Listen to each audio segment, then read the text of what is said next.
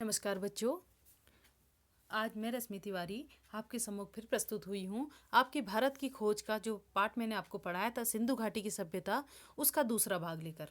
तो बच्चों, इसमें हमने पढ़ा था सिंधु घाटी की सभ्यता के बारे में और आर्य कौन थे। तो आप लोग पहली वीडियो में जानना कि सिंधु घाटी की सभ्यता किसे कहते हैं और आर्य किसे कहा जाता है। इसके बाद बच्चों, जो हम इसमें पढ़ रहे थे वो था प्राचीन अभिलेख, धर्म ग्रंथ और पुराण। इसके बारे में बच्चों हम चर्चा करते हैं। सिंधु घाटी सभ्यता की खोज से पूर्व वेद को सबसे पुराना इतिहास माना जाता था। वेद, बच्चों वेद को तो आप लोग जानते ही हो। वेद कितने होते हैं हमारे? 4 होते ही नहीं होते। तो हमारे वेद कितने माने जाते हैं? 4। तो सिंधु घाटी की सभ्यता में जो खोज को सबसे पूर्व वेद को सबसे पुराना इतिहास माना जाता था। वैदिक युग के काल निर्धारण में भी विद्वानों में मतभेद था। यूरोपीय विद्वान इसका समय बहुत बाद में मानते थे, वह भारतीय पहले। जो यूरोपीय विद्वान थे वो मानते थे कि ये बहुत बाद में इसका समय था, लेकिन भारतीयों का मानना था कि वेद सबसे पहले है, क्योंकि हम अपने युग को सिंधु घाटी का युग नहीं मानते थे। हम लोग क्या मानते थे? वैदिक युग। इसका नाम क्या कहा जाता था? वैदिक युग। अब ऋग्वेद की रचनाओं का समय ईसा पूर्व 1500 मानते हैं। मोहनजोदड़ो की खुदाई के बाद भारतीय ग्रंथों को और भी पुराना साबित किया गया। इन्हें मनुष्य की प्राचीनतम उपलब्धि का नाम दिया गया। इन्हें आर्यों के द्वारा कहा गया पहला शब्द भी कहा गया है। ठीक है, इन्हें क्या कहा गया? आर्यों के द्वारा कहा गया पहला शब्द वेदों को। वेदों पर ईरान की पूरी छाप है। माना जाता है कि आर्य अपने साथ उसी कुल के विचारों को लाए जिससे ईरान में अवेस्ता, अवेस्ता क्या होता है बच्चों? फारसी धर्म का एक धार्मिक ग्रंथ है, अवेस्ता की रचना हुई थी। वेदों और अवेस्ता की भाषा में भी समानता है। अवेस्ता जो है, अवेस्ता का अर्थ होता है प्रार्थना। जो अवेस्ता एक ग्रंथ था वो और वेद जो थे वो दोनों को समानता मानी जाती थी। तो बच्चों, जो भारतीय संस्कृति का प्राचीनतम ग्रंथ क्या माना जाता है? प्राचीनतम जो इतिहास है ग्रंथ तो ऋग्वेद को माना जाता है, और जो प्राचीनतम इतिहास है वो किसे माना जाता है? वेदों को। वेदों पर ईरान के विचारों का प्रभाव दिखाई देता है, क्योंकि ईरान के ग्रंथ जो अवेस्ता वह भारत के वेद के विचार व भाषा मिलती जुलती है। कहा जाता है कि आर्य उसी ओर से आए हैं और यह ग्रंथ आर्य मानव के द्वारा कहा गया पहला शब्द था। ठीक है बच्चों। तो बच्चों, वेद वेद के बारे में हम बात करते हैं। इसके बाद जो वेद शब्द है बच्चों, वो क्या है? बहुत से हिंदू वेदों को प्रकाशित धर्म ग्रंथ मानते हैं। वेद की उत्पत्ति विद धातु से हुई है। किससे हुई है? विद धातु से हुई है। देखो बच्चों, ये दिखाई दे रहा है ना, विद धातु से। ये विद धातु से हुई है, जिसका अर्थ क्या होता है बच्चों? जानना। अतः वेद का सीधा साधा अर्थ क्या है? अपने समय के ज्ञान का संग्रह। क्या है बच्चों? अपने ज्ञान का, अपने समय का जो सीधा साधा अर्थ है वो है अपने ज्ञान का संग्रह करना। तो बच्चों, उसमें ना मूर्ति पूजा है और ना ही देव पूजा है। अगर हम वेद के बारे में आपसे प्रश्न करते हैं तो आपको उत्तर में क्या लिखना होगा? वेद विद धातु से बना है, जिसका अर्थ होता है जानना। अतः वेद का अर्थ क्या हुआ? अपने समय के ज्ञान का संग्रह करना। उसमें ना ही मूर्ति पूजा को स्थान दिया गया है और ना ही देव मंदिरों को। यह आपका प्रश्न का उत्तर होगा। वैदिक युग के आर्यों में जीवन के प्रति इतनी उमंग थी कि उन्होंने आत्मा पर बहुत कम ध्यान दिया। वे मृत्यु के बाद किसी अस्तित्व में कम विश्वास करते थे। अनुमानतः कहा जाता है कि पहला वेद यानी कि कौन था? ऋग्वेद मानव जाति की पहली पुस्तक है। इसमें मानव मन की सभी भावनाओं का उल्लेख मिलता है। इसमें जो मानव की जो मन की भावनाएं थी उनका संपूर्ण उल्लेख ऋग्वेद में मिलता है। काव्य प्रवाह के साथ साथ प्रकृति का सुंदर चित्रण भी इसमें दिखाई देता है ऋग्वेद में। इसके अलावा मनुष्य द्वारा किए गए विशेष कार्यों का लेखा जोखा भी यह ग्रंथ रखता है। जो मनुष्य द्वारा क्या क्या कार्य किए गए थे प्राचीन समय में, उसका लेखा जोखा अर्थात उसके बारे में इसमें जानकारी मिलती है। वैदिक संस्कृति की मूल पृष्ठभूमि परलोकवादी या इस विश्व को निरर्थक मानने वाली नहीं थी। इन वेदों से यह अनुमान लगाया जा सकता है कि भारत में हर दौर में जीवन और प्रकृति में लोगों ने गहरी दिलचस्पी ली है। बच्चों, प्रकृति में गहरी दिलचस्पी, जो प्राकृतिक प्रेम था वो उनका प्राचीन समय से चला आ रहा है। कला, संगीत और साहित्य, साथ ही नाच गाने की कला, चित्रकला, रंगमंच आदि सबका विकास हुआ है। पहले से इन सबको बहुत बढ़ावा दिया जाता था। अतः कहा जा सकता है कि भारत संस्कृति जीवन संस्कृति थी। जो भारत की जो संस्कृति थी वो जीवंत संस्कृति थी, न कि पारलौकिक में विश्वास करने वाली। बहुत से पश्चिमी देशों के लेखकों ने इस बात को बढ़ावा दिया कि भारतीय लोग परलोक परायण हैं। तो नेहरू जी ने कहा कि मैं समझता हूँ कि हर देश के निर्धन और अभागे लोग एक हद तक परलोक में विश्वास करने लगते हैं जब तक कि वे क्रांतिकारी नहीं हो जाते। यही बात गुलाम देश पर भी लागू होती है। अर्थात नेहरू जी का मानना है कि भारत के प्राचीन इतिहास को देखा जाए तो वह उन्नत व विकसित है, लेकिन गुलामी की जंजीरों में जकड़ने पर भारतीयों की सोच में परिवर्तन आ गया है। क्योंकि जो हमारा देश है बच्चों, ब्रिटिश काल से ही गुलामी की जंजीरों में जकड़ा हुआ था, तो जो हमारी सोच थी, जो हमारा सोचने का तरीका था, वो सब बदल गया था, उसमें सब में परिवर्तन आ गया था। तो बच्चों, ये वेद के मुख्य बिंदु क्या थे, इनको सुनिए। वेद विद धातु से बना है, जिसका अर्थ है जानना, अर्थात समय के ज्ञान का संग्रह। ऋग्वेद काव्य शैली में लिखा गया ग्रंथ है। प्रकृति के सौंदर्य व रहस्य का इसमें पूर्ण वर्णन है। इसके अलावा इसमें मनुष्य द्वारा किए गए सभी साहसिक कार्यों का भी वर्णन किया गया है। सभ्यता के प्रारंभ में लोगों की ईश्वर के प्रति सहज आस्था थी। वे प्रकृति के प्रत्येक तत्व और शक्ति के देवत्व का रूप देखते थे। पश्चिमी लेखकों के भारतीयों को परलोक परायण अर्थात परलोक में विश्वास करने वाले कहने पर नेहरू जी ने कहा था कि किसी भी देश में निर्धन और अभागे लोग परलोक में विश्वास करने लगते हैं। ठीक है बच्चों, जब तक कि वे क्रांतिकारी न हो जाएं। यही बात गुलाम देश के लोगों पर भी लागू होती। यही हाल हमारे भारत देश का भी है, क्योंकि वह गुलाम था, वह परलोक पर भी विश्वास करने लगा है। भारतीय सभ्यता के समयानुसार कला, संगीत, साहित्य, नाचने गाने की कला, चित्रकला व रंगमंच के क्षेत्र में भी विकास किया था। जो हमारे भारतीय सभ्यता थी उसने इन क्षेत्रों में भी विकास किया था। तो बच्चों, ये जो आपका वेद का है, ये इसके बारे में मैंने आपको सारांश में बता दिया है। अगर मैं इसे पूरा पढ़ूंगी तो बच्चों ये बहुत बड़ी पुस्तक हो जाएगी, ये बहुत बड़ी वीडियो बन जाएगी आपकी। तो इसलिए अब इसके बाद हम इसका जो नया टॉपिक है उसे देखते हैं, भारतीय संस्कृति की निरंतरता। बच्चों, भारतीय संस्कृति की यह विशेषता रही है कि 3-4 हजार वर्षों से यह निरंतर प्रवाहमान रही है। क्या रही है? प्रवाहमान रही है। यहाँ का साहित्य, दर्शन, कला, नाटक, जीवन के तमाम क्रियाकलाप विश्व दृष्टि से अनुरूप स्वरूप पाते रहे। भारत के पूर्ण रूप से विकास हेतु जाति व्यवस्था बनाई गई थी। जो भारत का विकास करे, इसलिए जाति व्यवस्था क्यों बनाई गई थी? ताकि भारत का सामाजिक रूप से विकास हो सके। लेकिन इसने विकृत रूप धारण कर लिया। इस प्रथा ने समाज को ऊंच नीच के वर्गों में बांट दिया। जाति प्रथा तो बनाई गई थी भारत के विकास के लिए, लेकिन बच्चों क्या हुआ? ऊंच नीच का भेदभाव करने से क्या हो गई? ये व्यवस्था बिगड़ गई। इस प्रथा के समाज को प्रभावित करने के बावजूद भी भारत हर क्षेत्र में विकास की राह पर बढ़ता गया। इसने अनेक जातियों जैसे ईरानियों, यूनानियों, चीनी, मध्य एशियाई व अन्य लोगों के साथ संपर्क निरंतर बनाए रहे। बच्चों, अगला है आपका उपनिषद। ये बहुत इंपॉर्टेंट है। उपनिषदों का समय ईसा पूर्व 800 के आसपास माना जाता है। वे हमें भारतीय आर्यों के चिंतन में एक कदम और आगे ले जाते हैं, और यह एक लंबा कदम है। तो बच्चों, उपनिषदों में जांच पड़ताल की चेतना और चीज़ों के बारे में सत्य की खोज का उत्साह दिखाई पड़ता है। इनका समय कब माना जाता है? कहा मैंने, 800 के आसपास माना जाता है।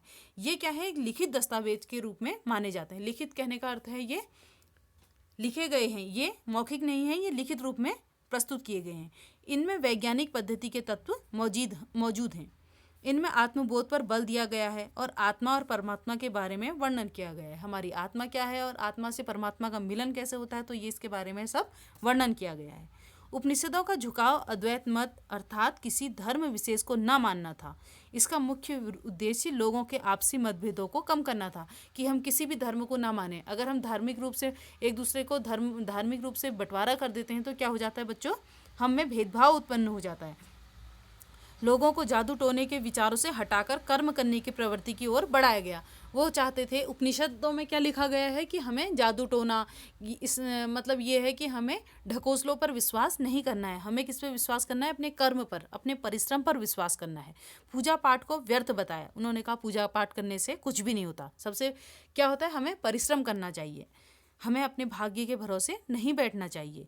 इनकी मुख्य विशेषता थी कि सच्चाई पर बल देना। ये केवल सच्चाई पर ही बल देते थे। इसमें साफ लिखा गया था कि असत से सत की ओर ले चल। अस्तु माँ सद्गमय तमसुमा ज्योतिर्गमय। सुना है ना आप लोगों ने संस्कृत में एक श्लोक? तो क्या है? असत्य से सत्य की ओर ले चल, और अंधकार से मुझे प्रकाश की ओर ले चल, मृत्यु से अमरत्व की ओर ले चल।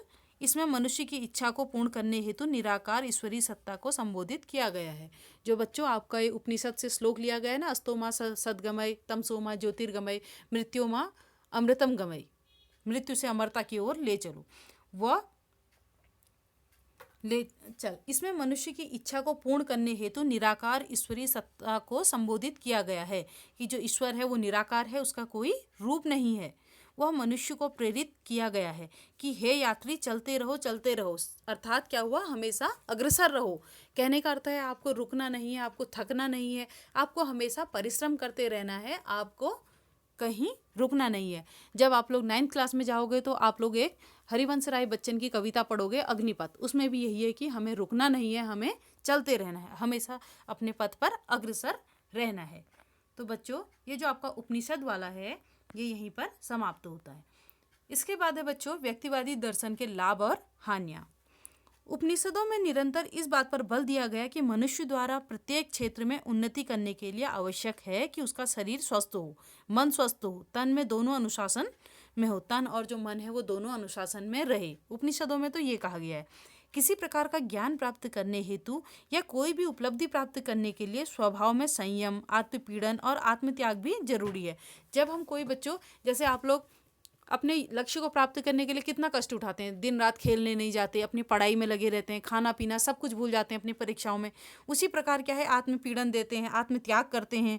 भारतीय आर्य व्यक्तिवाद में विश्वास करते थे, सभी लोग अपनी पसंद की जिंदगी बसर करते थे। इसका परिणाम यह हुआ कि लोग केवल अपने पर ध्यान देने लगे, समाज के प्रति कर्तव्यों को उन्होंने नहीं समझा। व्यक्तिवाद, अलगाववाद और ऊंच नीच पर आधारित जातिवाद पर बल दिया जा रहा था। जाति व्यवस्था को बढ़ावा देने के कारण लोगों की बौद्धिक जड़ता बढ़ती चली गई और रचनात्मक शक्ति कम होती गई। जब उन्होंने जातिवाद को बच्चों क्या क्या बढ़ावा दिया तो उनकी क्या हुई, बौद्धिक क्षमता समाप्त होती गई और उन्होंने क्या किया, केवल रचनात्मक शक्ति भी उनकी कम होती गई। बच्चों इसके बाद है आपका अगला टॉपिक क्या है, भौतिकवाद।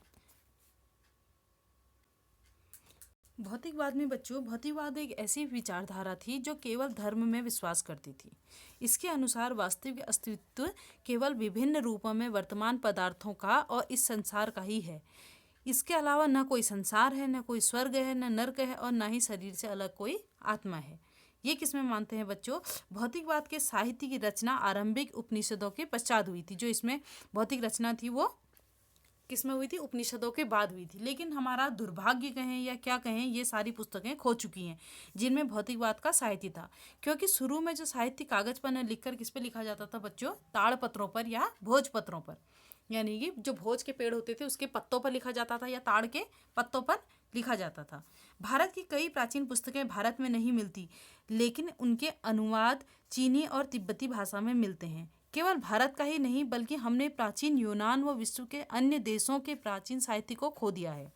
कई पुस्तकों की आलोचनात्मक पुस्तकें उपलब्ध हैं, लेकिन मूल पुस्तकें का जो थी वो प्राप्त नहीं हो सकी। क्योंकि बच्चों जो पत्ता है वो कब तक सुरक्षित रह सकता है, अगर यही ज्ञान किताबों में लिखा जाता तो वो सुरक्षित रहता, जैसे महाभारत, रामायण। लेकिन वो क्या था, भोजपत्रों में था तो वो सुरक्षित नहीं रह पाया। भारत में वर्षों तक भौतिकवादी दर्शन का प्रचलन रहा और जनता पर इसका गहरा असर था। इसका प्रत्यक्ष प्रमाण क्या थी, कौटिल्य द्वारा रचित कौन सी है, अर्थशास्त्र। अर्थशास्त्र बच्चों बहुत महत्वपूर्ण रचना है जो कौटिल्य द्वारा रचित है। इसमें दार्शनिक सिद्धांतों का चित्रण है। यह रचना ईस्वी पूर्व 4वीं शताब्दी में लिखी गई थी। सोचो अभी हम 21वीं शताब्दी में जी रहे हैं ना, ये 4वीं शताब्दी में लिखी गई थी। भौतिकवादियों ने विचार, धर्म, ब्राह्मणवादिता, जादू टोने और अंधविश्वासों का घोर विरोध किया था। ये अंधविश्वास पर बिल्कुल विश्वास नहीं करते थे। वे अतीत की बेड़ियों से स्वयं को मुक्त करना चाहते थे। अतीत की बेड़ियां यानी कि जो प्राचीन इतिहास था उससे अपने आप को मुक्त रखना चाहते थे। वे काल्पनिक जो देवी देवताओं की पूजा में विश्वास नहीं करते थे। जो काल्पनिक देवी देवताओं की पूजा करते थे वो उन पर विश्वास नहीं किया करते थे। जीवन की वास्तविक सत्ता ही उनके समक्ष सत्य थी। जो हमारे जीवन में घटित घटनाएं हो रही थी वही उनके लिए सत्य था। वो केवल जो देवता थे उनको काल्पनिक पूजा करने में विश्वास नहीं करते थे बच्चों। इसके बाद है बच्चों आपका अगला जो है वो है महाकाव्य, इतिहास, परंपरा और मिथक। इसका सारांश है बच्चों कि भारत के प्रमुख महाकाव्यों की श्रेणी में मुख्य रूप से महाभारत और रामायण ही आते हैं। क्या आते हैं, महाभारत और रामायण। प्राचीन समय में रची जाने के बावजूद भी भारतीयों के जीवन पर आज भी इनका जीवंत प्रभाव दिखाई देता है। जैसा कि आप लोग देख रहे हो बच्चों, आजकल टेलीविज़न पर क्या आने लग गया है, महाभारत, रामायण, इनका प्रभाव आज भी हमें दिखाई देता है। इनसे यह रहस्य समझ में आता है कि जिनके द्वारा अनेक रूपों में विभाजित जात पात और ऊंच नीच में बटे समाज को एकजुट रखा जाता था, पूरा कथाओं का इतिहास वैदिक काल से माना जाता था, इनमें वीर गाथात्मक कहानियाँ अधिक मिलती हैं। कवियों व नाटककारों ने तथ्य और कल्पनाओं का सुंदर योग करके अपनी रचनाओं की रचना की।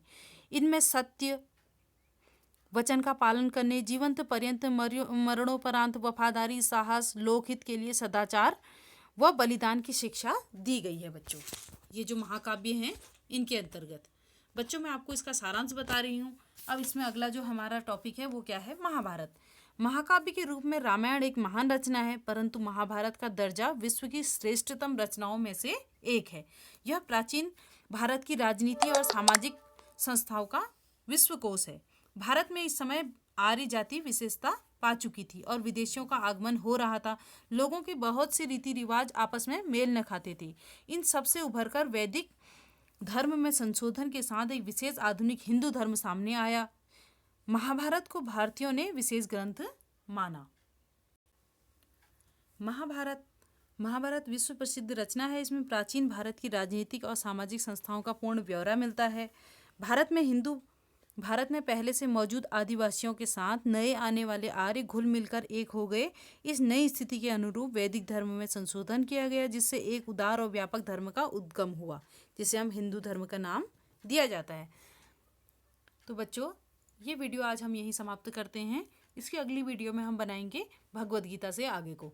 तो जब तक आप लोग अपनी पुस्तक में इसको बच्चों थोड़ा सारांश में मैंने समझाया है, आप लोग इसको विस्तार में पढ़ने का कष्ट करें। और इसी के साथ ये वीडियो समाप्त करती हूँ। धन्यवाद।